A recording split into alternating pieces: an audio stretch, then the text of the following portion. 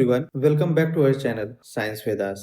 आज हम लोग बाइनरी अर्थमेटिक में डिमॉर्गन्स थ्योरम को पढ़ेंगे। इस टॉपिक को शुरू करने से पहले हमने जो लास्ट टॉपिक कवर किया था उसको एक बार क्विकली रिकॉल कर लेते हैं। तो हमने लास्ट टॉपिक क्या पढ़ा था? हम लोगों ने पढ़ा था implementation of and gate, or gate and not gate with the help of BJT.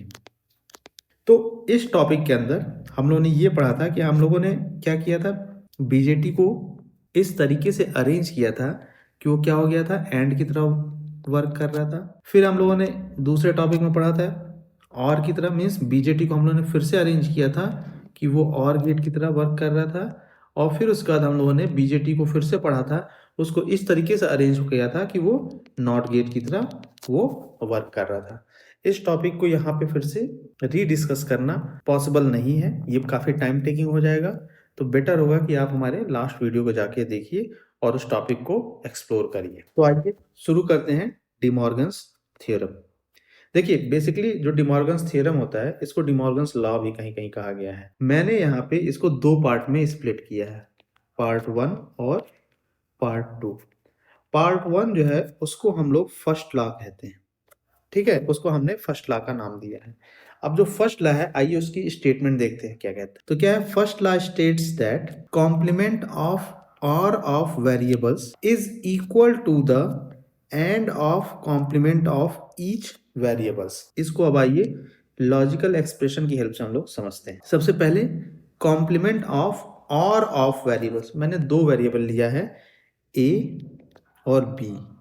अगर इसका हमें और करना है तो बीच में एक प्लस साइन लगा देंगे। यहाँ पे प्लस जो है वो और लॉजिकल ऑपरेशन को डिनोट करता है।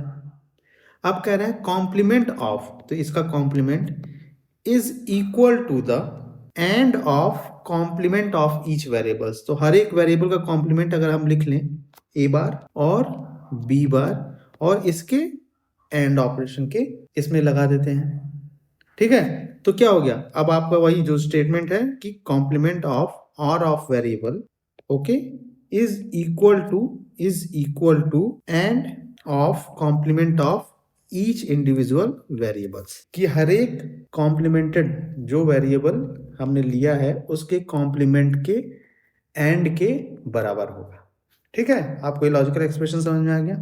एक तो ये रूल है। यहाँ पे मैंने दो वेरिएबल्स लिया है, कहीं कहीं लोगों ने तीन वेरिएबल्स भी लिया है। सपोज करिए ए और बी और सी, इसका कॉम्प्लीमेंट जो है वो ए बार एंड बी बार एंड सी बार, ऐसे ऐसे चार वेरिएबल हो, पांच वेरिएबल हो, तो वो आप ऐसे इसको लिख सकते हैं। अगर इसको इंप्लीमेंट करना हो लॉजिकल गेट की हेल्प से, ठीक है, तो आइए उसकी हेल्प से हम लोग मदद कर लेते हैं। तो ये जो आपका RHS है, सॉरी, ये जो आपका LHS है लेफ्ट हैंड साइड, और ये है आपका RHS।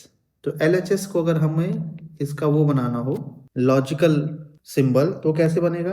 तो अगर आपको याद होगा कि ये सिंपली नॉर गेट होता है, तो कैसे हम लिख सकते हैं, 2 इनपुट नॉर गेट है,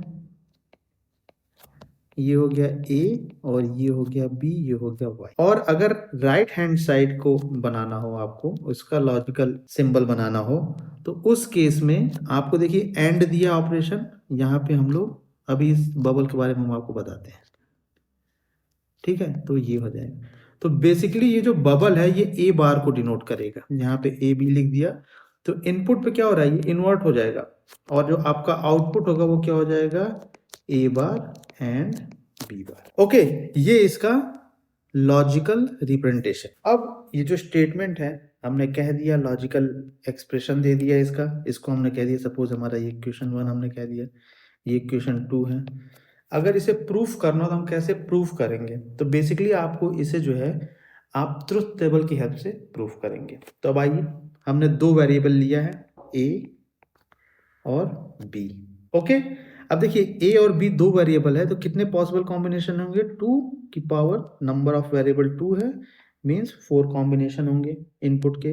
तो हम 4 कॉम्बिनेशंस को लिख लेते हैं, हो गया।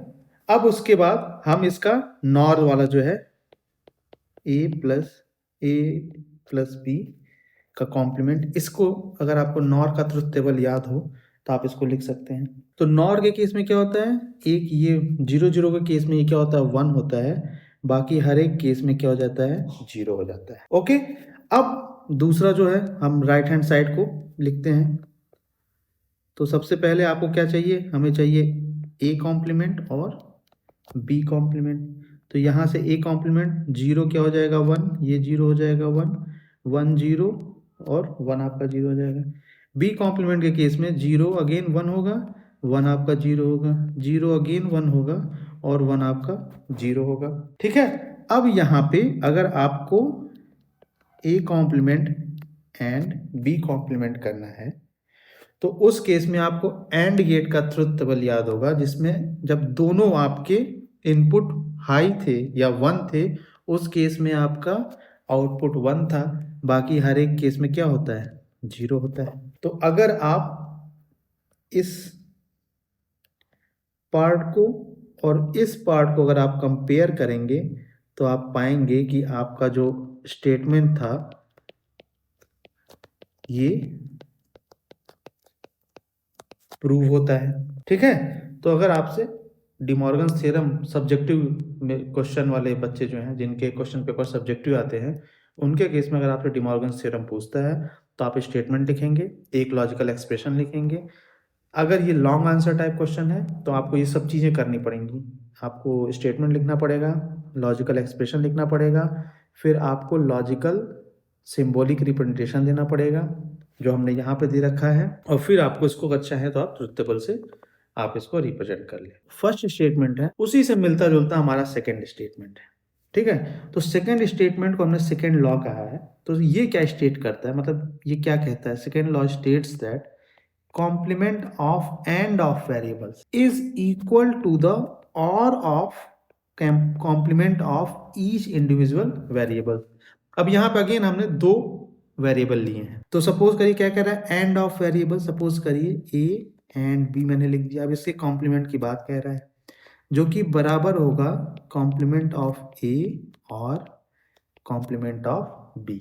अगर मैंने तीन वेरिएबल ले लिया, सपोज करिए ए एंड बी एंड सी, इसका कॉम्प्लीमेंट बराबर हो जाएगा ए बार और बी बार और सी बार। ओके, तो अब हम जो है इस वाले जो इक्वेशन 1 है इसका जो है लॉजिकल गेट सिंबॉलिक रिप्रेजेंटेशन देखते हैं कैसा हो। तो सबसे पहले हमने इसको कह दिया ये हमारा लेफ्ट हैंड साइड है और ये हमारा राइट हैंड साइड है। तो लेफ्ट हैंड साइड का अगर आपको बनाना हो तो आपको ये एक्सप्रेशन देख के समझ में आ गया होगा कि ये कुछ नहीं है, ये आपका नैंड गेट है।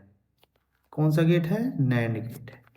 ये ए है, ये बी है, ये आपका आउटपुट जो है होगा ए, ये हो गया। लेकिन जो राइट हैंड साइड है, अगर आपको इसका सिंबॉलिक रिप्रेजेंटेशन बनाना है तो इसमें दिख रहा है कि और का भी ऑपरेशन है और इन्वर्टेड आपके इनपुट्स हैं। तो जैसे हमने फर्स्ट स्टेटमेंट में क्या किया था, यहाँ पे बबल्स बना दिए थे और इसको कुछ इस तरीके से कर दिया था, और ये कह दिया था ए और ये कह दिया था बी, और फिर आउटपुट हमने क्या कहा था, ये था हमारा ए कॉम्प्लीमेंट और बी कॉम्प्लीमेंट। तो ये तो हो गया आपका सिंबॉलिक रिप्रेजेंटेशन। अब आइए इसको प्रूफ करते हैं। ये जो हमारा इक्वेशन 1 है उसको हम लोग प्रूफ करते हैं with the help of truth table. तो अगेन आपके कितने इनपुट्स हैं, दो इनपुट्स हैं। नंबर ऑफ इनपुट्स कितने हैं, दो हैं। तो 2⁻² मीन्स टोटल 4 कॉम्बिनेशन बनेंगे आपके। मीन्स ये हो गया ए बी। अब ए के केस में 0 0 1 1 0 1 0 1। अब यहाँ पे अगर आप इस इक्वेशन को लिखते हैं तो ये नैंड गेट का एक्सप्रेशन है।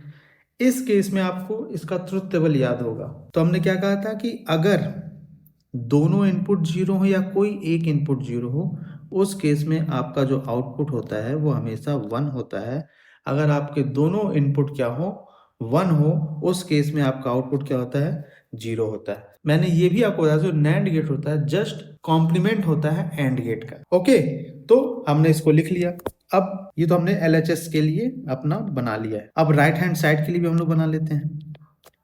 तो क्या है, ए बार है बी बार है, तो ए से ए की हेल्प से हम लोग ए बार कर सकते हैं या ए कॉम्प्लीमेंट कर सकते हैं। तो ये 1 1 0 0 और बी कॉम्प्लीमेंट क्या हो जाएगा, ये हो जाएगा आपका 1 0 1 0। अब इसका अगर हम लोग और निकालें मीन्स ए कॉम्प्लीमेंट और बी कॉम्प्लीमेंट करें, तो उस केस में अगर और आप निकालते तो आपको ट्रुथ टेबल याद होगा कि या तो दोनों इनपुट आपके 1 हो या कोई भी एक इनपुट अगर आपका 1 है, उस केस में आपका आउटपुट क्या रहता है? 1 रहता है। और जो दोनों इनपुट अगर 0 होते हैं, उस केस में आपका आउटपुट 0 होता है। तो अगर आप इस वाले पोर्शन को ए बार बी और इसको मैच करेंगे तो दोनों क्या है? सेम है। कहने का मतलब है कि आपका जो है ये इक्वेशन 1 जो है वो प्रूफ हो रहा है। ओके, अब इसके साथ ही साथ एक बड़ा इंपॉर्टेंट क्वेश्चन होता है कि डिमॉर्गन्स थ्योरम का यूज क्या है? यूज क्या है? तो बेसिकली जो डिमॉर्गन्स थ्योरम होते हैं वो कॉम्प्लेक्स जो लॉजिकल एक्सप्रेशन होते हैं, कॉम्प्लेक्स लॉजिकल एक्सप्रेशन को क्या करता है? सॉल्व करने में ये यूज होते हैं। ठीक है, कैसे सॉल्व करता है, क्या यूज होता है, जब हम आगे आपको बुलियन अलजेब्रा पढ़ाएंगे तो उसमें हम आपको बताएंगे। तो आज के लिए बस इतना ही। Thank you very much for watching our videos. Please like, share and subscribe to our channel, और साथ ही साथ कमेंट करना मत भूलिएगा कि आप कौन से यूनिवर्सिटी के स्टूडेंट हैं। Okay and bye.